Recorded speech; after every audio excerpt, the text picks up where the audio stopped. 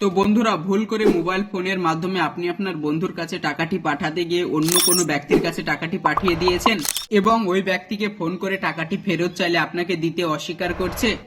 তো সেই ক্ষেত্রে আপনি কি করবেন এবং আপনার কি করণীয়, তো চলুন সম্পূর্ণ ডিটেলসগুলি জেনে নেওয়া যাক।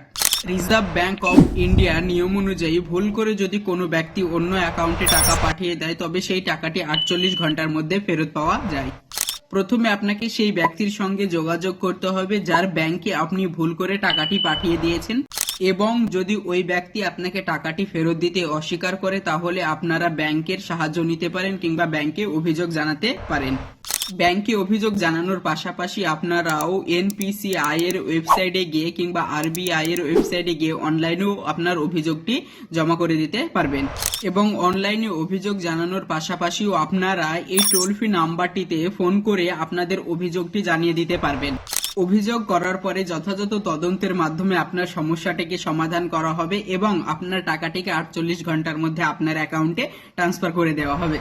তো ভিডিওটা যদি আপনাদের ভালো লেগে থাকে তাহলে অবশ্যই আপনারা আপনাদের প্রিয় মানুষের কাছে এই ভিডিওটি শেয়ার করে দিবেন এবং পরবর্তীকালে এইরকম ইনফরমেটিভ ভিডিও দেখার জন্য আমার পেজটিকে ফলো করে দিবেন।